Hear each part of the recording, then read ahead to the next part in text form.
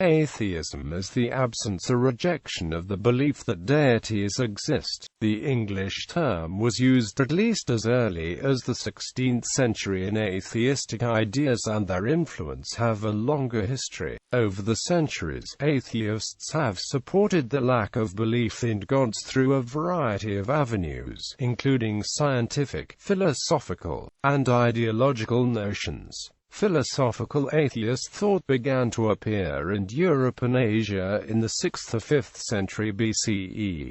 Durant, in his The Story of Civilization, explained that certain pygmy tribes found in Africa were observed to have no identifiable cults or rites. There were no totems, no deities, and no spirits. The dead were buried without special ceremonies or accompanying items and received no further attention. They even appeared to lack simple superstitions. According to travelers' reports, the Vedas of Ceylon admitted only the possibility that deities might exist but went no further. Neither prayers nor sacrifices were suggested in any way.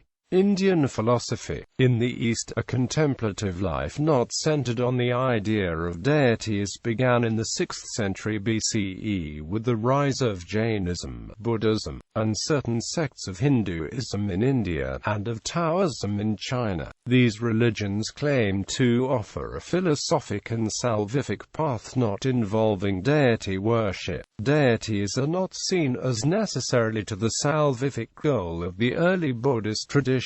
The reality is explicitly questioned and often rejected. There is a fundamental incompatibility between the notion of gods and basic Buddhist principles, at least in many interpretations. Within the Astika schools of Hindu philosophy, the Samkhya and the early Mimamsa school did not accept a creator deity in the respective systems. The principal text of the Samkhya school, the Samkhya-Karika, was written by Ishwara Krishna in the 4th century CE, by which time it was already a dominant Hindu school.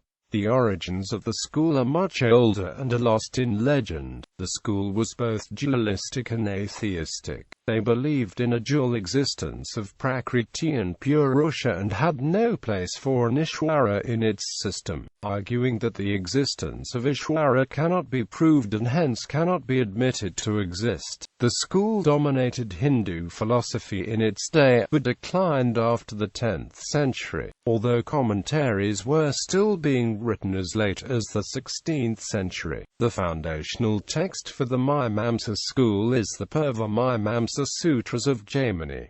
The school reached its height c. 700 CE, and for some time in the early Middle Ages exerted near dominant influence on learned Hindu thought. The Mimamsa school saw the primary inquiry was into the nature of Dharma based on close interpretation of the Vedas. Its core tenets were ritualism, anti-asceticism and anti-mysticism. The early Mimamsakas believed in an adrishta, that is the result of performing karmas, and saw no need for an Ishwara in the system. Mimamsa persists in some sub-schools of Hinduism today.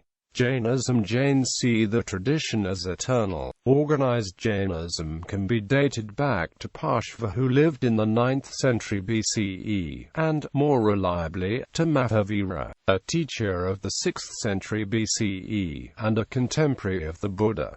Jainism is a dualistic religion with the universe made up of matter and souls. The universe, and the matter and souls within it, is eternal and uncreated, and there is no omnipotent creator deity in Jainism. There are, however, gods, and other spirits who exist within the universe, and Jains believe that the soul can attain godhood. However, none of these supernatural beings exercise any sort of creative activity or have the capacity or ability to intervene in answers to prayers. Carvaka. The thoroughly materialistic and anti-religious philosophical Carvaka school that originated in India with the Bahaspatya Sutras is probably the most explicitly atheist school of philosophy in the region. The school grew out of the generic skepticism in the Mauryan period. Already in the 6th century BCE, Atheistic was quoted in Pali scriptures by the Buddhists with whom he was debating, teaching that, with the breakup of the body, the wise and the foolish alike are annihilated, destroyed. They do not exist after death. Carvaka philosophy is now known principally from its Astika and Buddhist opponents. The proper aim of a Carvaka, according to these sources, was to live a prosperous, happy, productive life in this world. The Tattvopap of Sima of Jayurashi Bhatta is sometimes cited as a surviving Carvaka text. The school appears to have died out sometime around the 15th century. Buddhism, the non-adherence to the notion of a supreme deity or a prime mover, is seen by many as a key distinction between Buddhism and other religions. While Buddhist traditions do not deny the existence of supernatural beings, it does not describe powers, in the typical Western sense, for creation, salvation or judgment, to the gods. However, praying to enlightened deities is sometimes seen as leading to some degree of spiritual merit. Buddhists accept the existence of beings in higher realms, known as devas, but they, like humans, are said to be suffering in samsara, and not particularly wiser than we are. In fact, the Buddha is often portrayed as a teacher of the deities, and superior to them. Despite this, they do have some enlightened devas in the path of Buddhahood. In later Mahayana literature, however, the idea of an eternal, all-pervading, all-knowing, immaculate, uncreated, and deathless ground of being, which is the awakened mind or Dharmakaya of the Buddha himself, is attributed to the Buddha in a number of Mahayana sutras and is found in various tantras as well. In some Mahayana texts, such a principle is occasionally presented as manifesting in a more personalized form as a primordial Buddha, such as Samantabhadra, Vajradhara, Vairocana, Amitabha, and Adibuddha, among others. Classical Greece and Rome. In Western classical antiquity, theism was the fundamental belief that supported the legitimacy of the state. Historically, any person who did not believe in any deity supported by the state was fair game to accusations of atheism, a capital crime. For political reasons, Socrates in Athens was accused of being atheos. Christians in Rome were also considered subversive to the state religion and persecuted as atheists. Thus, charges of atheism, meaning the subversion of religion, were often used similarly to charges of heresy and impiety as a political tool to eliminate enemies.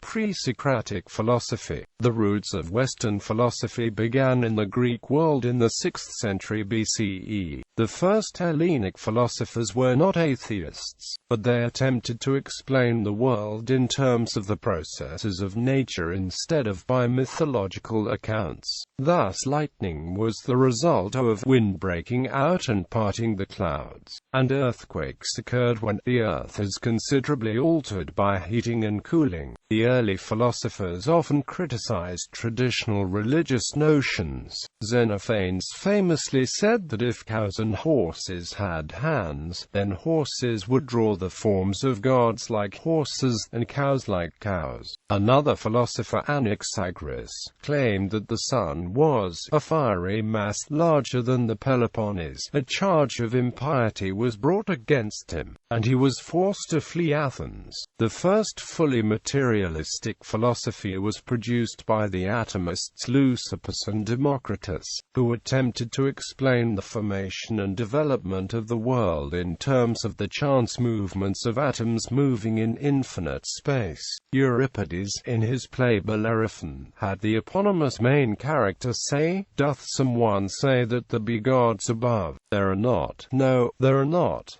Let no fool, led by the old false fable, thus deceive you." Quote, Aristophanes, known for his satirical style, wrote in his play The Knights, Shrines, surely you don't believe in the gods. What's your argument? Where's your proof? Heraclitus wrote that this universe, which is the same for all, has not been made by any god or man, but it always has been, is, and will be an ever-living fire, kindling itself by regular measures and going out by regular measures.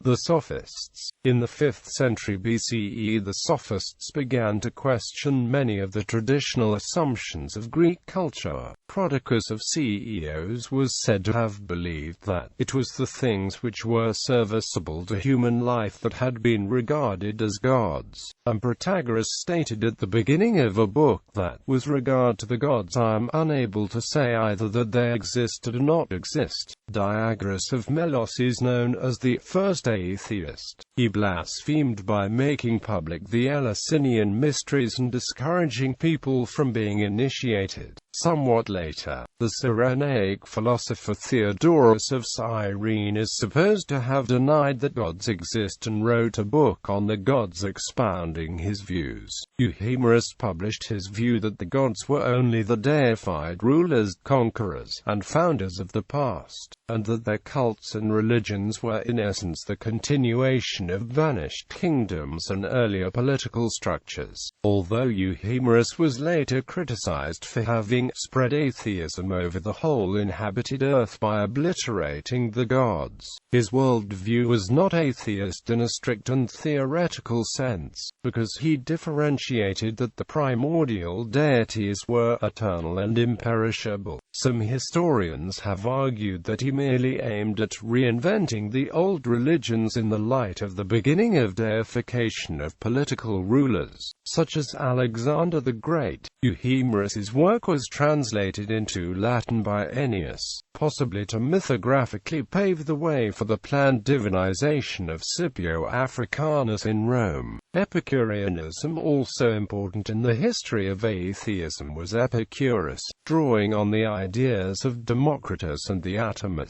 He espoused a materialistic philosophy wherein the universe was governed by the laws of chance without the need for divine intervention. Although he stated that deities existed, he believed that they were uninterested in human existence. The aim of the Epicureans was to attain peace of mind by exposing fear of divine wrath as irrational. One of the most eloquent expressions of Epicurean thought is Lucretius on the nature of things, in which he held that gods exist but argued that religious fear was the chief cause of human unhappiness and that the gods did not involve themselves in the world. The Epicureans also denied the existence of an afterlife and hence dismissed the fear of death. Epicureans were not persecuted, but their teachings were controversial and were harshly attacked by the mainstream schools of Stoicism and Neoplatonism. The movement remained marginal, and gradually died out by the end of the Roman Empire.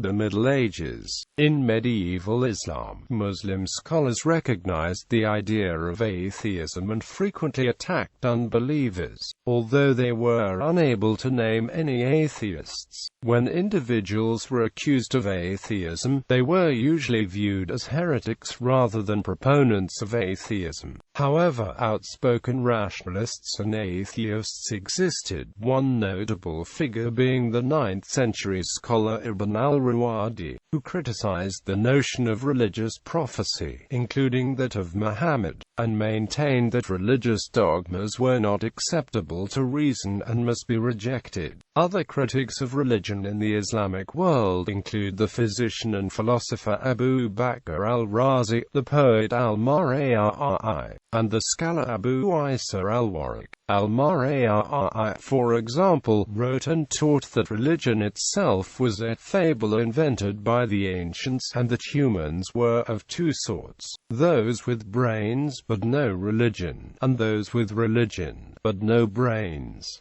In the European Middle Ages, no clear expression of atheism is known. The titular character of the Icelandic saga Aunkell, written in the late 13th century, says, "I think it is folly to have faith in gods." After his temple to Frey is burnt and he is enslaved, he vows never to perform another sacrifice, a position described in the sagas as gothless, godless. Jacob Grimm in his Teutonic mythology observes, "It is remarkable that Old Norse legend occasionally mentions certain men who, turning away in utter disgust and doubt from the heathen faith, placed the reliance on their own strength and virtue." Thus, in the Sola Leoth 17 we read of Vebogi and Radio 6 thou truth in themselves they trusted, citing several other examples, including 2 Kings. In Christian Europe, people were persecuted for heresy, especially in countries where the Inquisition was active. Thomas Aquinas' 5 Proofs of God's Existence and Anselm's ontological argument implicitly acknowledged the validity of the question about God's existence. Frederick Copleston, however, explains that Thomas laid out his proofs not to counter atheism, but to address certain early Christian writers such as John of Damascus, who asserted that knowledge of God's existence was naturally innate in man,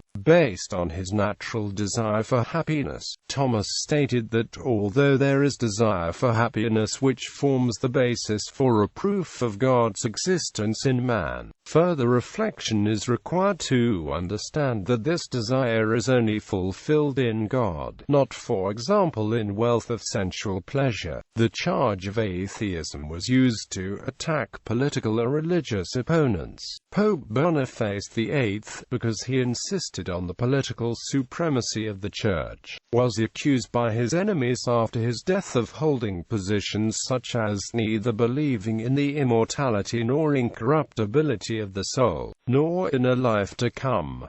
Renaissance and Reformation. During the time of the Renaissance and the Reformation, criticism of the religious establishment became more frequent in predominantly Christian countries, but did not amount to atheism per se. The term atheisme was coined in France in the 16th century. The word atheist appears in English books at least as early as 1566.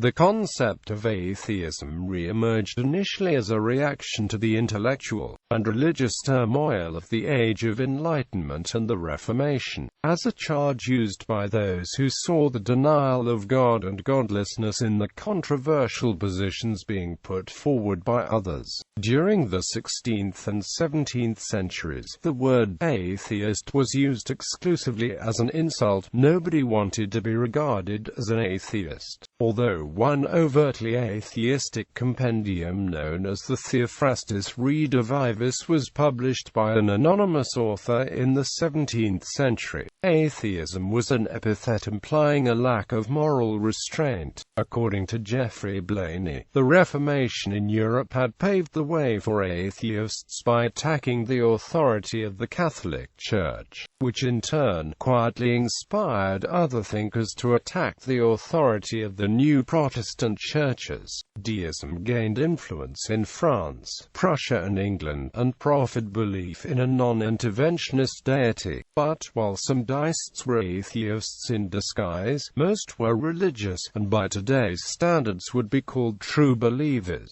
The scientific and mathematical discoveries of such as Copernicus, Newton and Descartes sketched a pattern of natural laws that lent weight to this new outlook. Blainey wrote that the Dutch philosopher Baruch Spinoza was probably the first well-known semi-atheist to announce himself in a Christian land in the modern era. Spinoza had been expelled from his synagogue for his protests against the teachings of its rabbis and for failing to attend Saturday services. He believed that God did not interfere in the running of the world, but rather that natural laws explained the workings of the universe. In 1661 he published his short treatise on God, but he was not a popular figure for the first century following his death. An unbeliever was expected to be a rebel in almost everything and wicked in all his ways, wrote Blayney, but here was a virtuous one. He lived the good life and made his living in a useful way. It took courage to be a Spinoza or even one of his supporters. If a handful of scholars agreed with his writings, they did not say in public. How dangerous it was to be accused of being an atheist at this time is illustrated by the examples of Etienne Dolet, who was strangled and burned in 1546, and Giulio Cesare Vanini, who received a similar fate in 1619. In 1689 the Polish nobleman Kazimierz Leszczyński, who had denied the existence of God in his philosophical treatise non-existential.Dei, was imprisoned unlawfully, despite Warsaw Confederation tradition and King Sobieski's intercession. Leszczyński was condemned to death for atheism and beheaded in Warsaw after his tongue was pulled out with a burning iron and his hands slowly burned. Similarly, in 1766, the French nobleman François-Jean de la Barre was tortured, beheaded, and his body burned for alleged vandalism of a crucifix, a case that became a cause célèbre because Voltaire tried unsuccessfully to have the judgment reversed. The English philosopher Thomas Hobbes was also accused of atheism, but he denied it.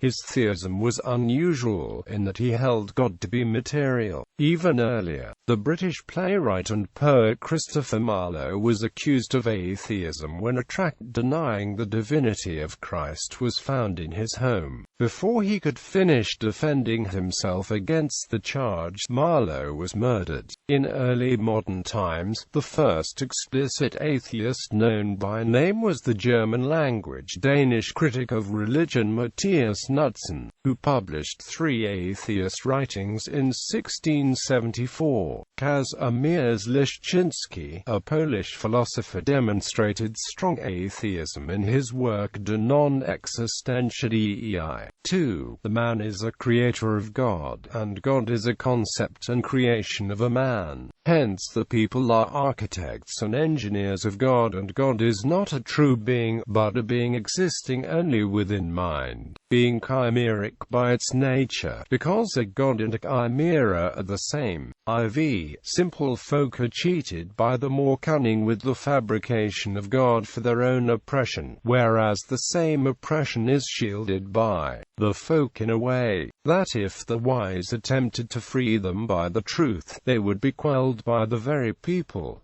The Age of Enlightenment, while not gaining converts from large portions of the population, versions of deism became influential in certain intellectual circles. Jean-Jacques Rousseau challenged the Christian notion that human beings had been tainted by sin since the Garden of Eden, and instead proposed that humans were originally good, only later to be corrupted by civilization. The influential figure of Voltaire spread deistic notions to a wide audience. After the French Revolution and its outbursts of atheism, Voltaire was widely condemned as one of the causes, wrote Blayney. Nonetheless, his writings did concede that fear of God was an essential policeman in a disorderly world. If God did not exist, it would be necessary to invent him, wrote Voltaire. Arguably the first book in modern times solely dedicated to promoting atheism was written by French Catholic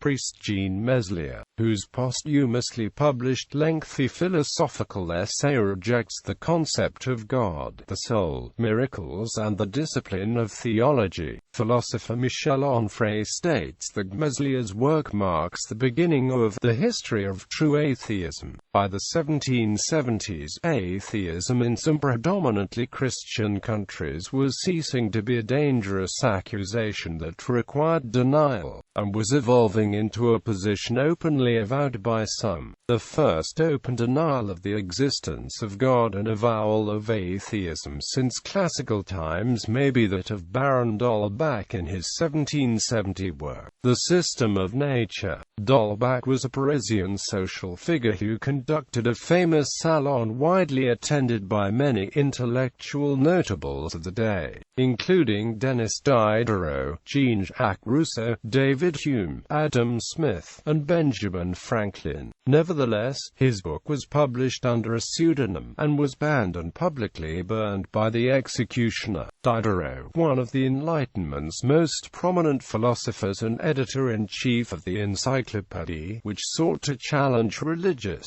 particularly Catholic dogma, said, "Reason is to the estimation of the philosophy what grace is to the Christian." He wrote, "Grace determines the Christian's action, reason the philosopher's." Diderot was briefly imprisoned for his writing, some of which was banned and burned. In Scotland, David Hume produced a 6-volume history of England in 1754, which gave little attention to God. He implied that if God existed, he was impotent in the face of European upheaval. Hume ridiculed miracles, but walked a careful line so as to avoid being too dismissive of Christianity. With Hume's presence, Edinburgh gained a reputation as a haven of atheism, alarming many ordinary Britons. The cult de la raison developed during the uncertain period 1792–94, following the September massacres, when revolutionary France was ripe with fears of internal and foreign enemies. Several Parisian churches were transformed into temples of reason, notably the Church of St. Paul, St. Louis in the Marais. The churches were closed in May 1793 and more securely the 24th of November 1793, when the Catholic Mass was forbidden. Blainey read that atheism seized the pedestal in revolutionary France in the 1790s.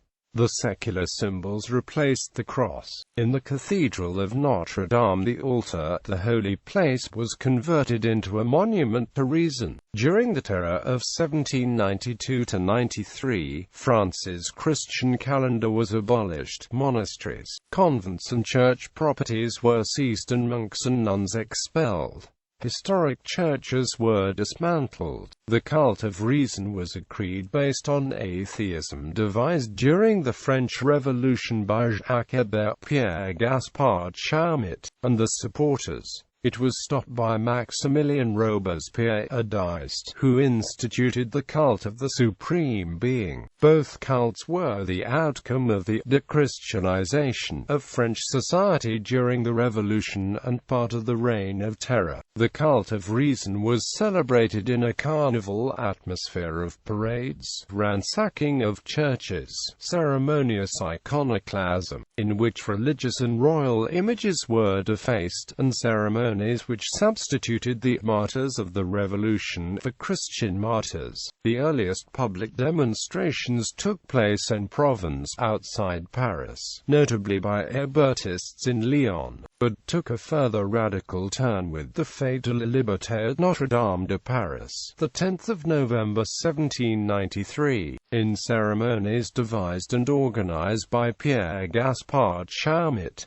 The pamphlet Answer to Dr. Priestley's Letters to a Philosophical Unbeliever is considered to be the first published declaration of atheism in Britain, plausibly the first in English. The otherwise unknown William Hammond signed the preface and postscript as editor of the work, and the anonymous main text is attributed to Matthew Turner, a Liverpool physician who may have known Priestley. Historian of atheism David Berman has argued strongly for Turner's authorship, but also suggested that there may have been two authors.